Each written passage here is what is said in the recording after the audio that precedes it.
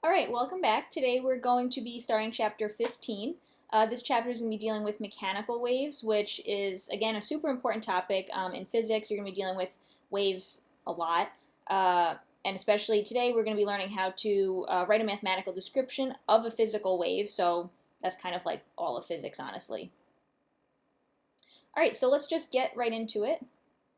We're going to be specifically looking at mechanical waves. Now, a mechanical wave is a wave that travels through a medium. So a medium being like air, water, a string. So the wave travels through some medium. It needs a medium to travel through. And as the wave travels through this medium, the particles that make up that medium are displaced. And the nature of this displacement determines what kind of wave it is. So we're going to be looking at two different types of waves today, two different types of mechanical waves, which means two different types of displacement within a wave. Now, an important thing here is that not all waves are mechanical waves. So, for example, electromagnetic waves, when we get into electromagnetic waves in chapter 32, we're going to see that they don't need a medium to travel through. An EM wave will propagate through completely empty space through a vacuum. It doesn't rely on a medium to travel at all. So the first type of wave we're going to look at is called a transverse wave. So in a transverse wave, the displacement of the particles are perpendicular to the direction of travel of the wave. So in this case, you can see the wave is going to be going down the string this way, and each particle in the wave is displaced up and down. So the velocity of the wave is in that direction, and the displacement is up or down in that direction. And these are perpendicular, so it's a transverse wave. So that's a transverse wave, and transverse means perpendicular. Then the other type of wave is what's called a longitudinal wave, and this happens if the displacement of the particles in the medium are parallel to the direction of the wave travel. So here we have, this is sometimes called like a piston or a plunger, so we have some kind of tube filled with either a fluid or a gas, and then we have this piston here, and it's moving, it will move back and forth and compress the gas or the fluid in here. And this compression will travel down the tube as a wave. And so each particle now in this fluid will move back and forth in this direction. So they're moving parallel to the direction of travel of the wave. So our velocity is in this direction, and the displacement is parallel to that. And that's a longitudinal wave. Now with these two types of waves, we can make what's called a periodic wave. So a periodic wave just means that, let's say I have a string and I just move the string like up and down in any periodic fashion. So let's say like every 3 seconds I just move it up and then back down. So my wave might look like that sort of. Okay, and that's going to be my periodic wave. And all that means is that the wave repeats periodically, right? Every 2 seconds, we have a wave. That's it. Now, a special type of periodic wave is what's called a sinusoidal wave. So a sinusoidal wave is created when whatever is making the wave, so either me pulling the rope up and down, or in this case, like some kind of like little pump here, when that is moving with simple harmonic motion, you will create what's called a sinusoidal wave. And so what this means is that each particle in the medium will actually also undergo simple harmonic motion. So each point on the wave here, so like let's say this top part here, will experience simple harmonic motion just up and down right here. And it will just execute simple harmonic motion like this. Same thing for this point. We'll just go up and down according to simple harmonic motion.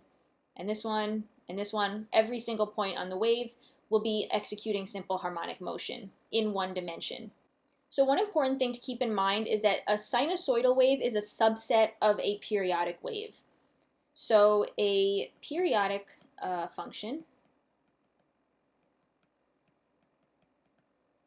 is any function that just repeats periodically, right? So we could draw some kind of function like that, and that's a periodic function. But it's not a sinusoidal function because it doesn't look like a sine wave. So a subset of periodic functions are sinusoidal functions.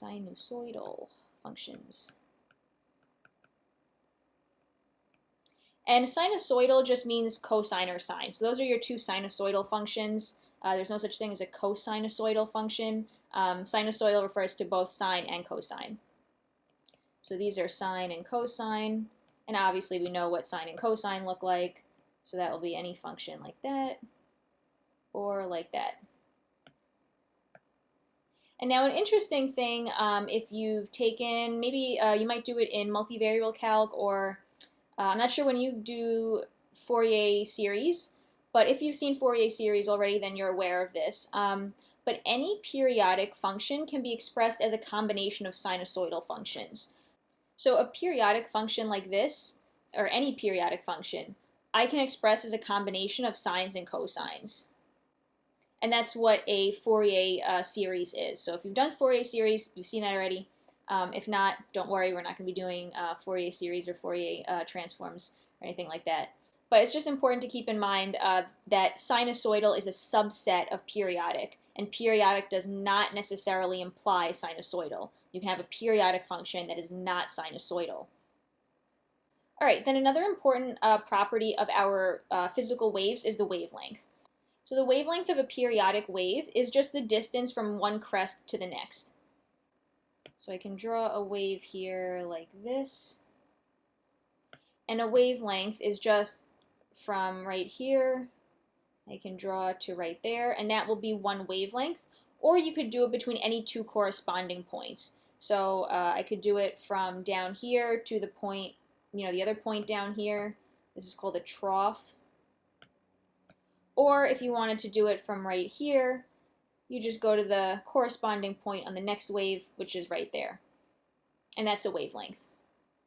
And the wavelength is represented by the Greek letter lambda. So all of these are lambda. And lambda is measured in meters. And this is for any periodic wave. It doesn't necessarily have to be a sinusoidal wave. Any periodic wave has a wavelength. And then another important characteristic of periodic waves is what's called the wave speed. So any wave is obviously going to travel with some speed, right? And for a periodic wave, the wave speed is constant. The wave keeps traveling at the same constant speed v, and this is called the wave speed. So the wave speed is related to the wavelength and the frequency of the wave by this equation. The wave speed is equal to the wavelength times the frequency. And now the reason that I said that the wave speed here is related to both the wavelength and the frequency is because it's not really determined by the wavelength and frequency. The wave speed of a mechanical wave is entirely determined by the properties of the medium. So it depends on the air pressure, the air temperature, the mass of your string, the tension in your string, the density. Those are the things that determine your wave speed. So if, let's say, I have a wave traveling down a string and I decrease the frequency, since I didn't change the tension in the string and I didn't change the mass of the string, my speed will actually stay the same. And if I increase the frequency, my wavelength will decrease to keep that speed the same.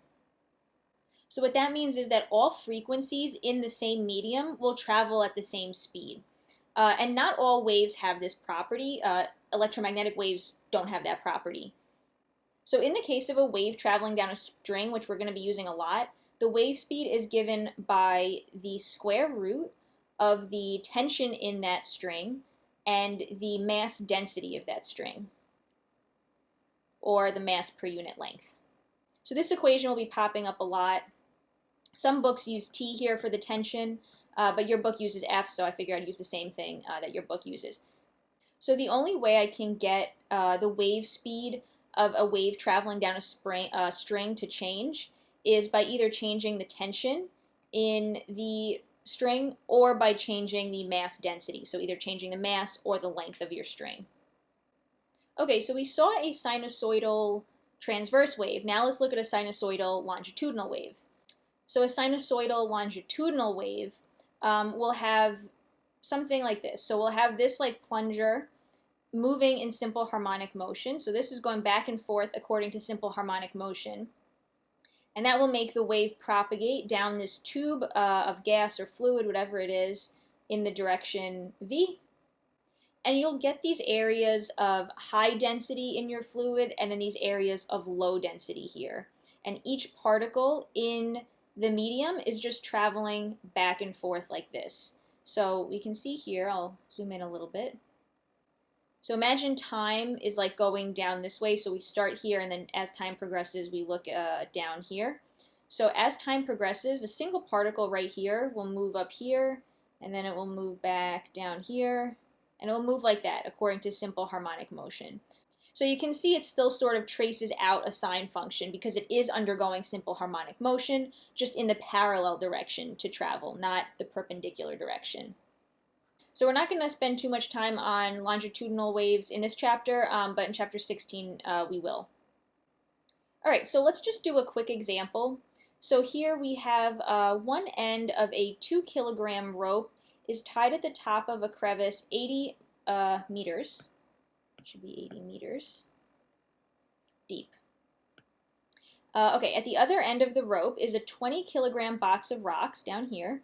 A geologist at the bottom signals to a colleague at the top by jerking the rope sideways with a frequency of 2 hertz. What is the speed of the transverse wave on the rope, and how many cycles of this wave are there in the length of the rope?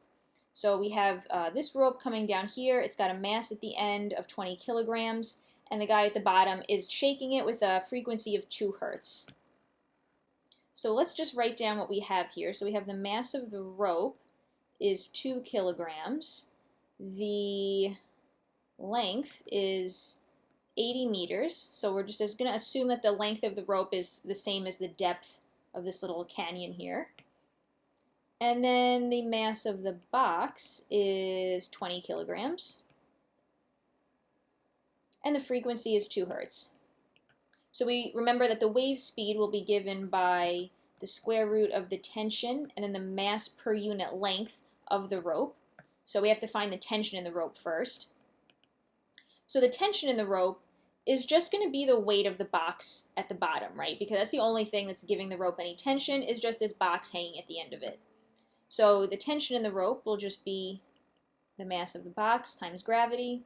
So we just have 20 times 9.8. And that will give us 196 newtons. Okay, and then we need to find the mass density, the mass per unit length of the rope. So the mass per unit length is just going to be the mass divided by the length. So mu is going to be the mass of the rope divided by its length. So that will just give us 2 kilograms divided by 80. And that comes out to 0.025 kilograms per meter.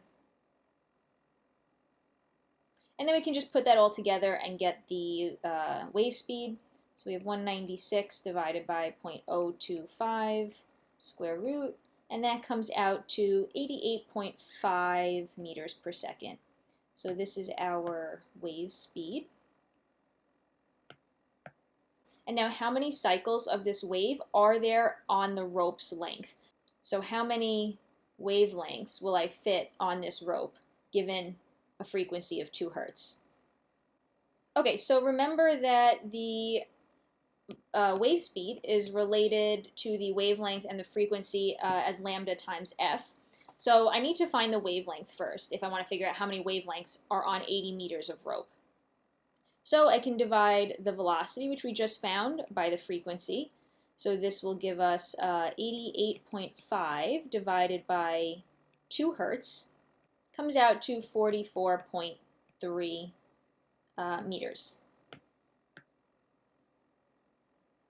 So this is the wavelength.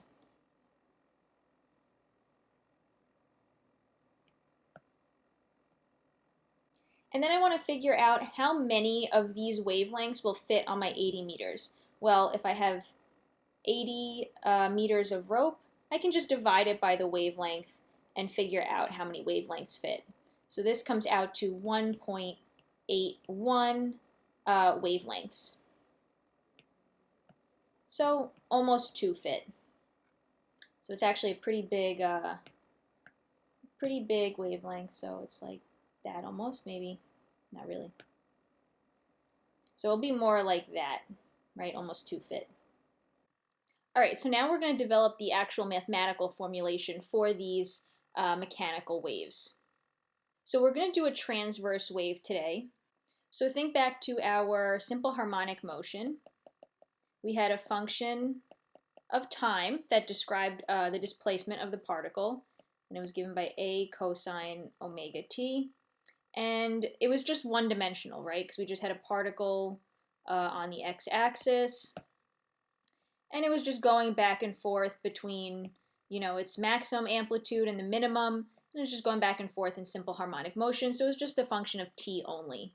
But now what we have is we have a function that's doing this, and let's say this is x and this is y, or this is the displacement now up here, and every single point on the x-axis is now undergoing simple harmonic motion, right? So every single point here has an equation like this.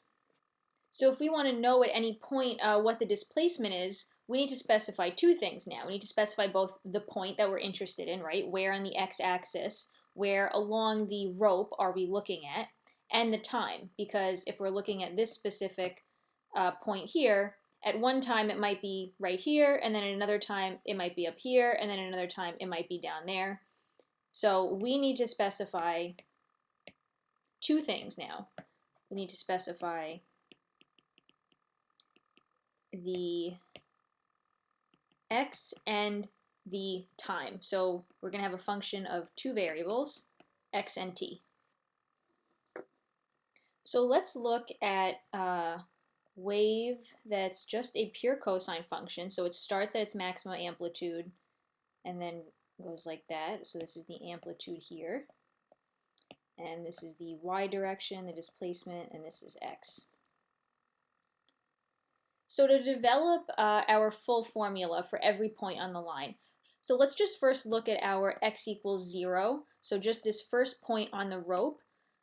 So x equals 0, we know what the formula should look like.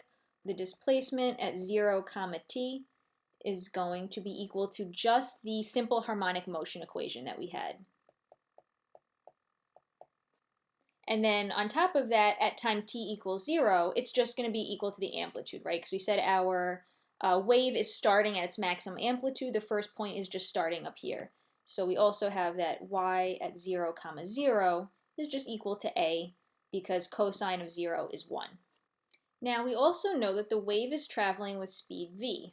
So the wave is traveling with speed v. And then I'm just going to write over here so that we remember that the velocity is equal to the distance over the time. So I want to know how long is it going to take this waveform, this wave here, to move from here to here. So how long is this going to take?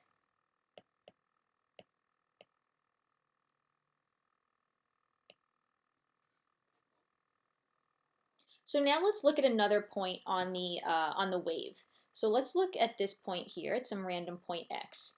Now I want to know what is the time it takes for the crest up here, to travel from x equals 0 to this new point x. Well, I can use my velocity equation, right? Because I know that the wave is traveling at speed v. I know how far away this is, right? It's a distance x, so I can figure out how long it takes to get there. So I want to look at a position. So I want y of xt, so some point x at some time t, and I'm looking at it at time t is equal to x over v, right? And I just got that from here. So my arbitrary point here, y of x comma t, is going to also be equal to the amplitude when this wave front gets over here, right? So when it moves from here to here, the displacement is going to be equal to the amplitude. And that happens at a time t is equal to whatever my initial time was, right? In this case, it's 0, but I have my initial time plus the time it takes then for the wave to get from here to here. So I'm going to just use this equation to solve for the time, and that will give me plus x over v. So I have my initial time here, and then plus however long it takes to get from here to here is the time at which this point x is at the amplitude here, its maximum displacement. So I can just rewrite this as t minus x over v is equal to t naught. So I'm going to rewrite my equation as a cosine omega t, so omega here, but I'm using this new t, this new time here. So I'm going to have t minus x over v. Because I know now that at this point x, at this time, it will be equal to the amplitude.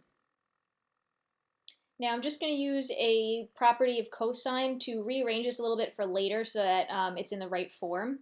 So I'm just going to use the fact that cosine of negative theta is equal to cosine of theta, because cosine is an even function, so negative theta in this because cosine is an even function, so cosine of negative theta is equal to cosine of theta. And I'm just going to rewrite this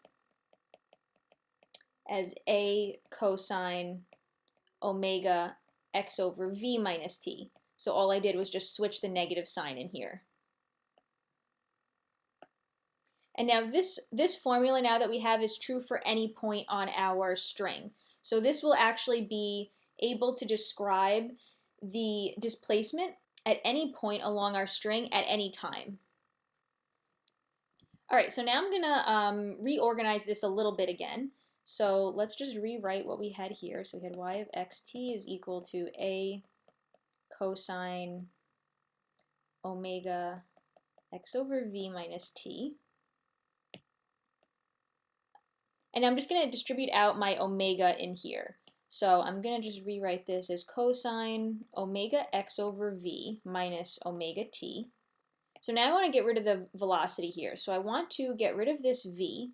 So remember that velocity was equal to lambda times frequency. And remember that the frequency was omega over 2 pi. So I can rewrite my velocity now as lambda times omega over 2 pi. And now I'm going to take this form of the velocity and put it in here so that I get my velocity out of this equation. So now I'm going to have cosine of omega x over lambda omega, and then the 2 pi is going to go on the top, and then minus omega t.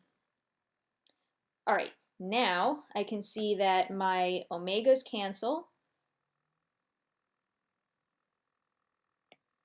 And now I have cosine of 2 pi over lambda times x minus omega t. And now this 2 pi over lambda is a new property of waves that we're about to define. So this is what's called the wave number, and we write it as k. So this is the wave number.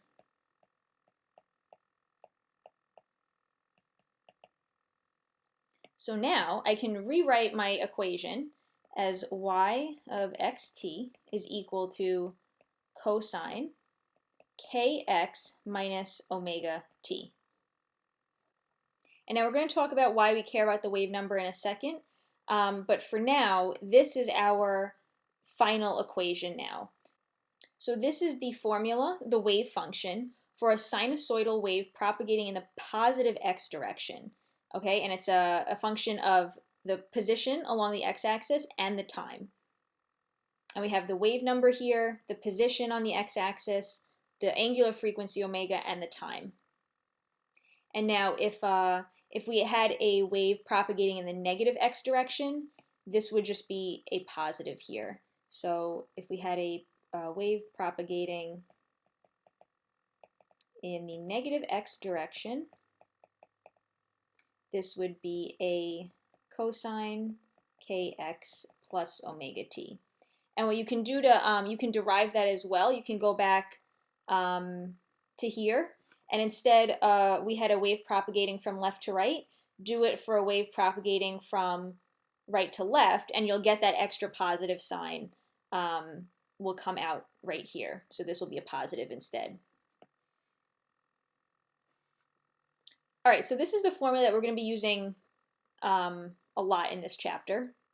And now let's just get back to wave number for a second because we don't really know what it is.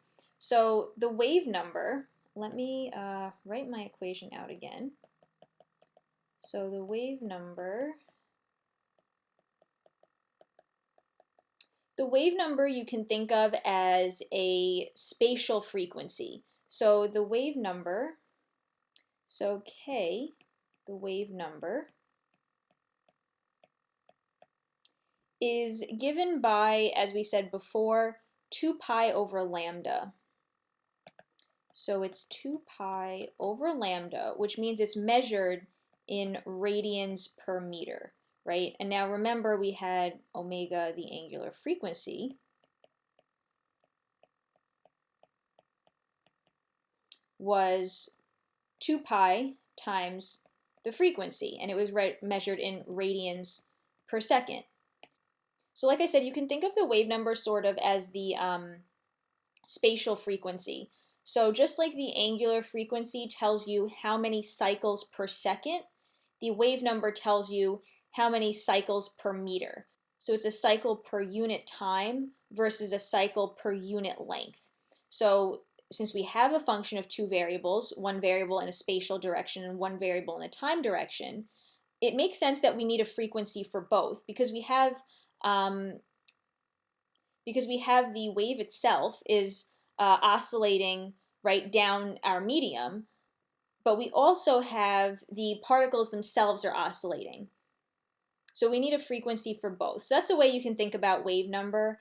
But wave number is very important, especially if you take like quantum mechanics. K is like everywhere. When we do light and electromagnetic radiation, we're going to be using K. So K is very important and we're going to see it more. But like I said, for now you can just sort of think of it as like a spatial frequency. It's the cycles per unit length.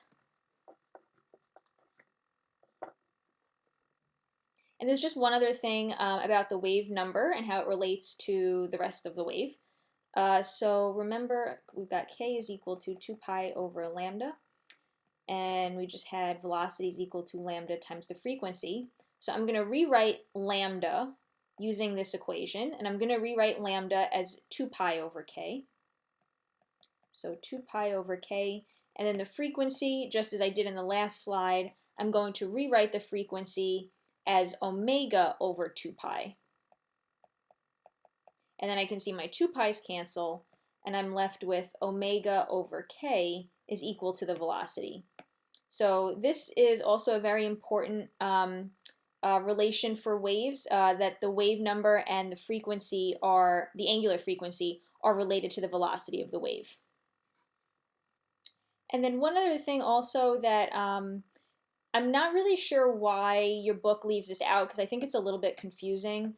In this equation for our wave, we can of course add a phase constant like we had in the last chapter, right? So I can add in an extra phase constant phi here because what if my wave doesn't start exactly, at the maximum amplitude? I can have a wave that starts like that, right? So you need to account for that somehow. So technically there is a phase constant in here that you should be aware of, technically exists, but again, in your book they don't include it in this chapter, and I'm not really sure why they left it out because I think it's a little I think that can be a little bit confusing, especially if you look at other resources. It's always good to look at other ways of seeing things, other ways of explaining things. A lot of places use sine here instead of cosine, and that just means that our functions are off by some phase. Okay, so let's go on. All right, so now let's look at plotting this wave function. So we have to be really careful when we're either plotting this wave function or when we're looking at a plot of a sinusoidal wave, because it's a function of 2 variables now. And we can't easily plot, if you have 2 variables, we can't just plot that then on 2D paper. We'd need like a 3D graph for that, which we obviously don't have right now. So sometimes you'll see it represented, or the function represented as like a series of snapshots. So here we have y versus x, so it's showing us, this is like physically what the wave would look like if we looked at it, let's say at t times t equals 0. So this is showing us what the wave would physically look like if we looked at it at time t equals 0, let's say, right? So we would actually see a wave that looks exactly like this. Then let's say a second later now, this point on the wave has now moved to here, and now the wave looks like this. The amplitude has now, and now let's say a second later, the amplitude now has moved over here, and now the wave looks like this, and then it keeps moving and your wave keeps propagating. So these are like a series of snapshots that are plotting y versus x, and then you're plotting multiple values of the time to capture that extra time variable. Now here, we have, this is an actual graph, not like a snapshot in time. So here we're plotting y versus t for a specific point in x. So here we're looking at x is equal to 0. So this is the point x equals 0, and then we're plotting y versus t.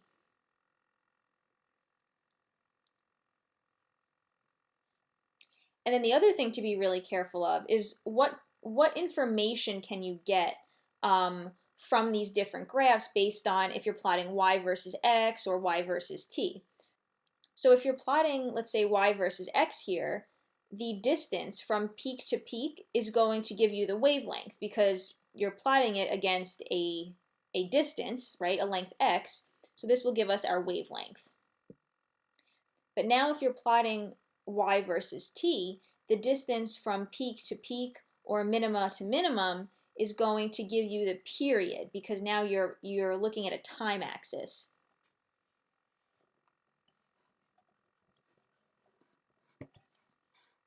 Okay, so keeping these things in mind when you're reading the graphs and when you're actually asked to plot something is really important because it can be very tricky to get used to plotting a function of two variables if you're not used to it and you don't have a lot of practice at it. All right, so let's do an example now. So we have cousin Throckmorton holds one end of a clothesline taut and wiggles it up and down sinusoidally with a frequency of 2 Hertz and an amplitude of 0.075 meters. The wave speed is 12 meters per second, and at time t equals 0, Throcky's end has a maximum positive displacement and is instantaneously at rest. So that means it's at its maximum amplitude, and we have a cosine function. Okay, so we want to find the amplitude, the angular frequency, the period, the wavelength, and the wave number. So let's write for part A, we want to find the amplitude, the angular frequency, the period, the wavelength, and the wave number. All right, so the amplitude, well, they already gave that to us in the problem, so I don't know why they're asking for it again, but the amplitude, they told us already, is 0.075 meters. So we've got that. Now, the angular frequency, let's see, they give us the regular frequency, so the regular frequency is 2 Hertz, which means that the angular frequency is 2 pi times f, so we get 2 pi times 2 Hertz, which gives us 4 pi radians per second, which comes out to 12.6 radians per second. So you could either leave it, as 4 pi radians per second or 12.6. Either way is totally fine. All right, then we want to find the period. So the period is just going to be 1 over the frequency. So we just have 1 over 2 Hertz, which is just 0.5 seconds. And then we want to find lambda. So lambda, we can use our previous equation is v over f. So the velocity they gave us is 12 meters per second. The frequency was 2 Hertz, so we get 6 meters as our wavelength. And then for the last part, the wave number k. K is just going to be 2 pi over lambda, so we have just 2 pi over the wavelength. So we've got 2 pi over 6. which is equal to 1.05 radians per second. So that's our wave number.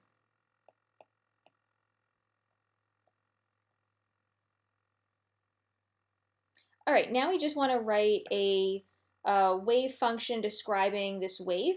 So that will just be y of xt, and then we just have to plug in all the things we found. So it's going to be of this form, kx minus omega t, and we'll just plug everything in that we just found. So the amplitude we said was 0.075, cosine of kx, k was 1.05x, minus omega was 12.6 times t. And that's it. So that's our wave function. And then for part C, we want to know, write equations for the displacement as a function of time of Throcky's end of the clothesline and a point 3 meters from that end. So we have the clothesline here, and let's say, you know, maybe this is 3 meters down here, so we want to find what is the displacement here, and then the displacement there.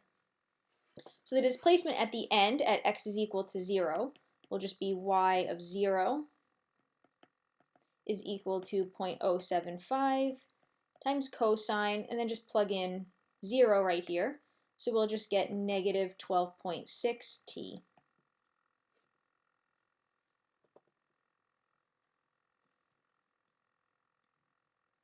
And now we know from our previous example that cosine of negative theta is equal to cosine of theta.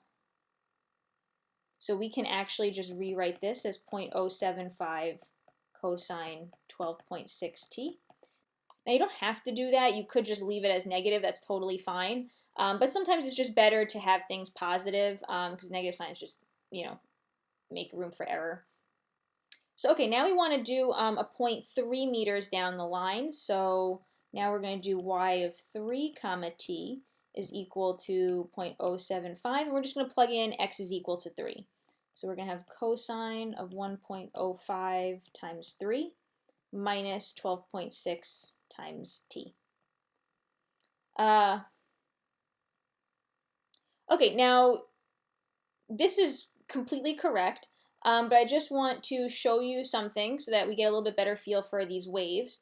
So remember the 1.05 came from the wave number k, and that was originally 2 pi over 6. So I'm just going to replace my 1.05 with 2 pi over 6. So I'm just going to replace this with 2 pi over 6. Then we've got the 3 there. And now I can see here that my 2 pi over 6, 2 pi times 3, is going to give me 6 pi over 6. So now I have 6 pi over 6, but 6 pi over 6 is just pi, right? So I actually just have pi minus 12.6 t. And now another trig identity is that, I'll write it up here, is that cosine of pi minus theta is equal to negative cosine of theta. So now I can rewrite this, oops, I can rewrite this now as negative 0.075 cosine of 12.6. So I made use of both of my trig identities, both this one and that cosine of negative theta is equal to cosine of theta. So I did a lot of manipulating on my answer here, but it's still the same answer. So now I can look at my answer I got for the 0.3 meters down the rope, and then the point that was at 0 meters, and they're negatives of each other, right? So that means that this one at x equals 0 looks like this, right? Because it's just a regular cosine graph. And then the one that's 3 meters down at x equals 3 looks like this, right? Because it's a negative cosine graph. So these two graphs are offset by 180 degrees, right? This graph looks like this graph, but starting at 180. So it looks they're 180 degrees off from each other. Their phase constant differs by 180. And now a phase difference of 180 degrees is equivalent to half a wavelength, right? Because a full wavelength would be a full 2 pi, right? A full cycle. So, and now if we look back at what we found before, we found that the wavelength is actually 6 meters. So our 2 points that are 3 meters apart are offset by 180 degrees, which is exactly what we would expect. They're offset by half a wavelength. All right, so let's do another example. So here we have transverse waves on a string, have a wave speed of 8 meters per second, an amplitude of 0.07 meters, and a wavelength of 0.32 meters. The waves travel in the negative x direction, so they're in the negative x direction this time. And at t equals 0, the x equals 0 end of the string has its maximum upwards displacement. So it's starting at its amplitude, so we have a cosine function again. Find the frequency, period, wave number. Okay, so let's do part A first. So we want to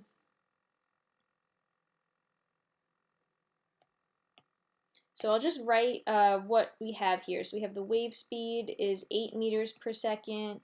The amplitude is 0.07 meters.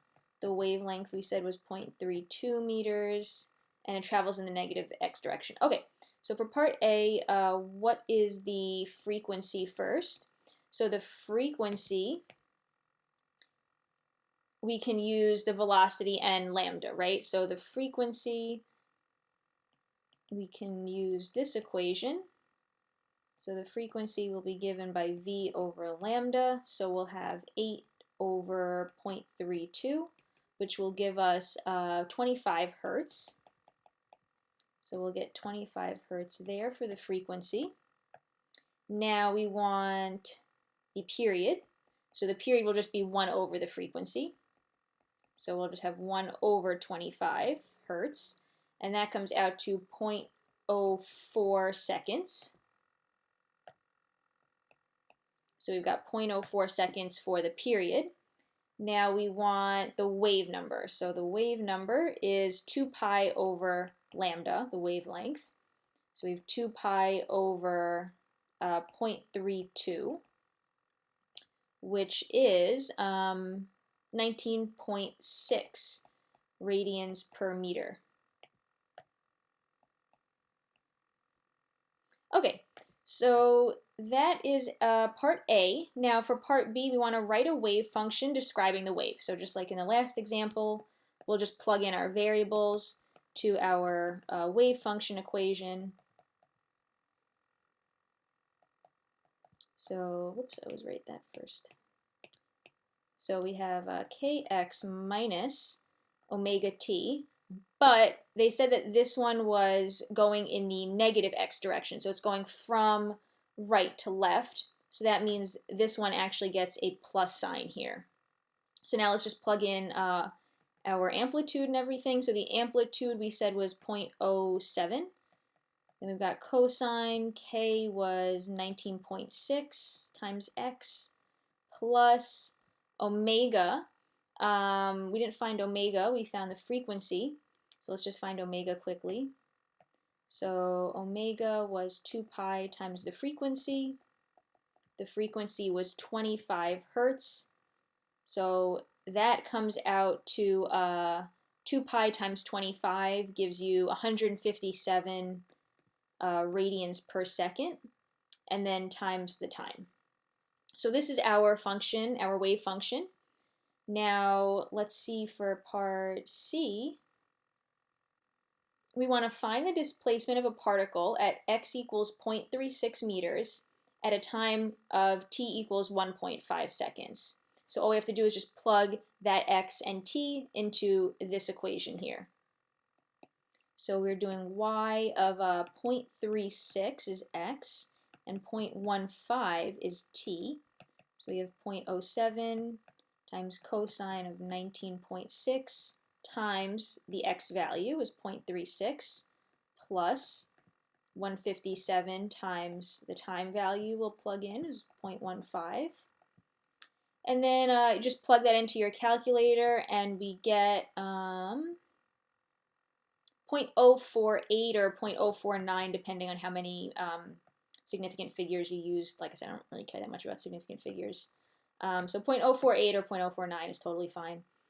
Okay, so this is the displacement that's perpendicular to the direction of motion, because the wave is going from right to left. So this displacement is up and down, right? It's the perpendicular displacement of this particular point at x equals 0.36 meters.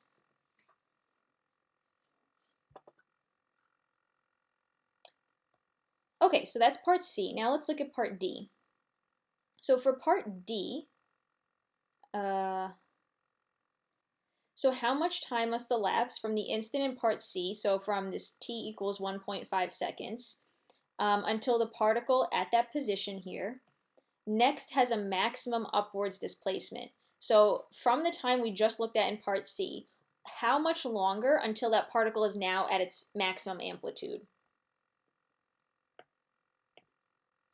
Okay, so for part D, before I just go ahead and solve it, I'm going to try something a little bit different. So I'm going to like throw up on the video a picture of like a cute animal for like 5 seconds or something.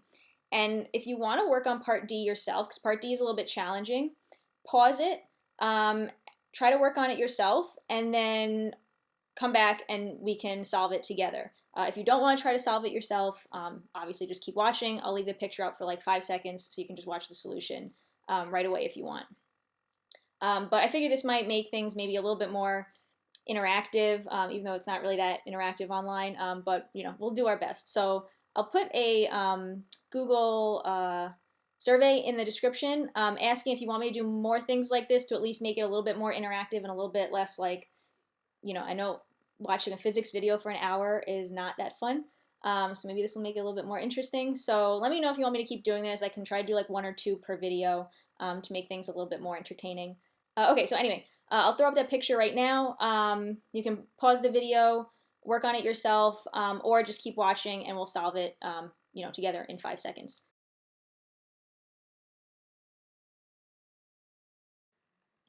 Okay, so let's go over part D. So there's a couple different ways you could do this one. This is just the way I did it. Okay, so we want to know, just to recap, we want to figure out from this x equals 0.36 position at this time, how much more time until it gets back up to the maximum amplitude, its maximum displacement. So the way I thought about this was I said, well, I know where a cosine function is a maximum, right? So if I have a cosine function here, I know that it's going to go like this, and it's going to be a maximum at every integer of 2 pi, right? So it's going to be a maximum here at 0. It's going to be a maximum at 2 pi, 4 pi, 6 pi, etc. So it's going to be a max at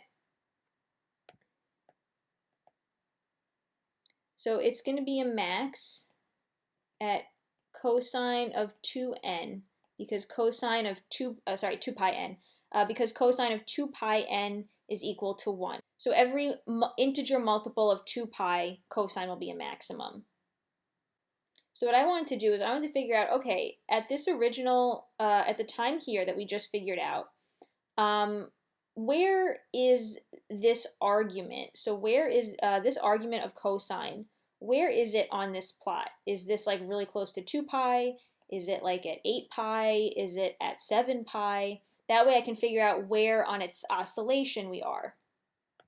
So I just plugged this into my calculator, and I got that we have a cosine of 30.6. So 30.6, this is equal to cosine of 2 pi times 4.87. So cosine of 30.6 radians, I just changed that to cosine of 2 pi times 4.87. So I just said, okay, 30.6 is equal to 2 pi times what? And then I just divided 30.6 by 2 pi and found x. So we have in here 2 pi times 4.87. So that means that we're kind of somewhere along the graph here. And so we're in between like 8 pi and 10 pi, right? Because we're in between 4 and 5. So that means that we're in between 2 pi times 4 and 2 pi times 5. So we're like somewhere, maybe like right here, you know, like we're almost at 10 pi. And then I said, well, if this is n is equal to 4, and this is n is equal to 5, and we're at 4.87, and I know that it's traveling at constant velocity, so we're here at 4.87. Let me just make this a little bit clearer. So we're here at 4.87. That means that it's 87% of the way to n equals 5. So I said, okay, well, if it's 87% of the way, that means that it has 13% left to go. And we're looking at a period, right? It's 87% of the way through a period and has 13% left of the period to go. And a period we know is 0.04 in this case. So all I did was I just took a period of 0.04, and then I multiplied it by 13%, because that's how much I have left to complete this n equals 4 period until I get back to n equals 5, which is at my peak amplitude. And if you do 0.04 times 0.13, you end up with 0.005. And that is the correct answer. So we're 0.005 seconds away from our next maximum. Now, like I said, there's tons of different ways you could do this. So if this way doesn't make sense to you and you found an easier way that makes better sense to you, like that's totally fine. As long as you come up with the right answer, that's all that matters. All right, so now we can move on to our last topic, which is the wave equation. So we're going to need a little bit of extra calculus here to understand the wave equation. I'm not sure if you've seen partial derivatives in your calculus class or not, but in case you haven't, I'm just going to do a quick, it's very easy to learn, so it's not hard if you haven't seen partial derivatives yet. So if we have a function of two variables, like before we have our y of x and t, and let's say I want to take a derivative of this function with just respect to my x variable, or just with respect to my t variable. How do I do that? Well, I basically just treat the other variable as a constant and take a regular derivative. Let's say my function is like x squared t cubed. And I want to take the derivative of this function with respect to x.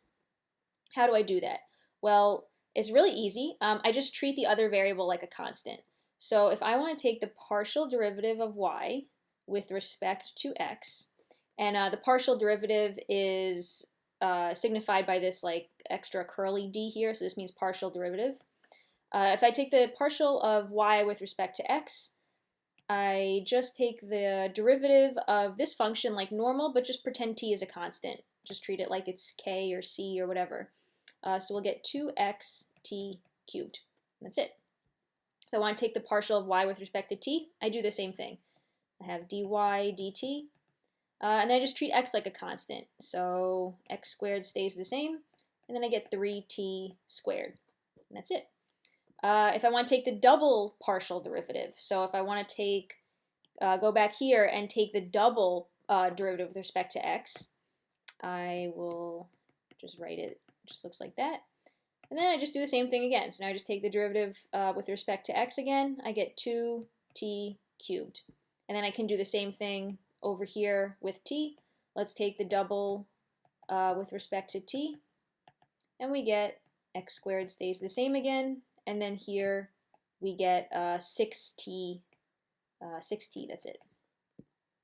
That's it. That's partial derivative. So you just treat the other variables like a constant and just do a regular derivative, and that's it. Also, just a notation thing. Sometimes you'll see like dy dx. It might be written as d sub x, like that. Or you might see d second, oops, or you might see the second partial derivative sometimes written, sometimes written like this. And it's just a notation thing, but you know, it means the same thing. Okay, so we're going to need the partial derivative for this derivation. So the first thing I want to do is find the velocity of a specific particle on our transverse wave. So we have y of xt is equal to a cosine kx minus omega t. And now remember, we're finding the velocity of a specific particle, not the wave speed. So we're not looking at the speed of the entire wave as it's moving. We're looking at the velocity of a specific particle, a specific point on our rope. Okay? So to take the velocity, I know how to find the velocity. I just take the derivative with respect to time, right? So I'm just going to take the derivative of this function with respect to t. So I'm going to do d partial dy dt. And I get the derivative of cosine is negative sine. So I'm just going to get negative sine kx minus omega t. And then I take the derivative inside here with respect to t is just going to give me a negative omega. So then my two negatives cancel out, and I just have omega times a sine kx minus omega t. Okay, and that's my velocity of a specific point on the rope now. Now let's look at the acceleration. So now the acceleration, I can do the exact same thing, but I'm going to take the double derivative, right? So now I have I had dy dt was equal to omega times a sine kx minus omega t. And I just take the derivative again with respect to time. And I get omega a. The derivative of sine is cosine. So I have cosine kx minus omega t. And then I'm going to take the derivative inside here with respect to time. Will just give me another omega t.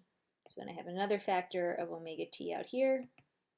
And I get altogether negative omega squared a cosine kx minus omega t.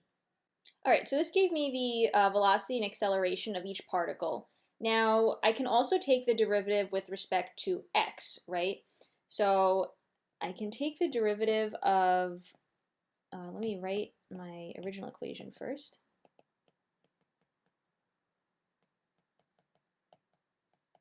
So I can take the derivative of this wave function with respect to the position now. So all this really does is just tell me about my slope and the shape of my wave. So let's just take the derivative with respect to x now. So we're going to get a negative sine kx minus omega t. And then I'm going to get an extra factor of k from inside here. And so that's going to give me negative ka sine kx minus omega t. And then I'm going to take the double derivative. And that will give me, let's see, you've got negative ka cosine kx minus omega t, another factor of k, so we're going to get negative k squared a cosine kx minus omega t. So now what I can do is I'm going to make a ratio of my derivative, my double derivative with respect to x and my double derivative with respect to time. So I'm going to do the double with respect to time over the double derivative with respect to x. And this was negative ka cosine minus omega t. And then this on the bottom here for the double with respect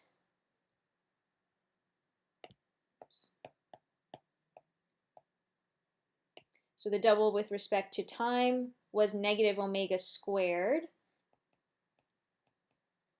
times cosine kx minus omega t. And then the double with respect to position is right here.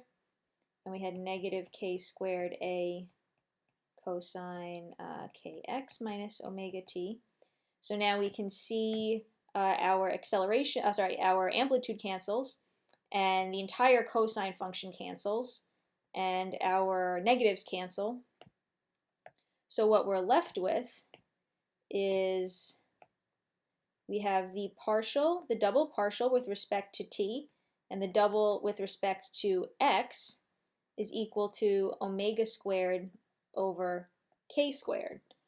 But think back to one of our previous slides. We said that the velocity was related to the angular frequency and the wave number, right? And the velocity was given by omega over k. So now I can see actually that my double partial derivative with respect to t over the partial with respect to x is equal to the velocity of the wave.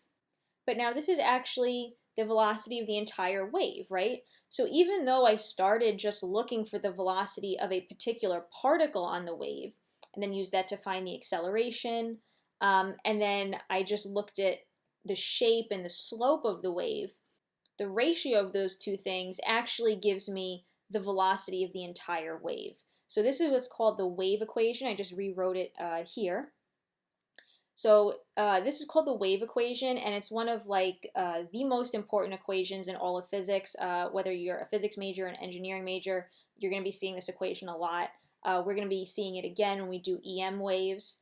So it pops up over and over and over again because, like I said before, almost everything's a wave. So we see this all the time, and this is true of any wave. So any wave you meet is going to obey this equation. That's why they call it the wave equation. Okay, so that is it for today. We're going to finish chapter 15 next time, and I will see you guys then.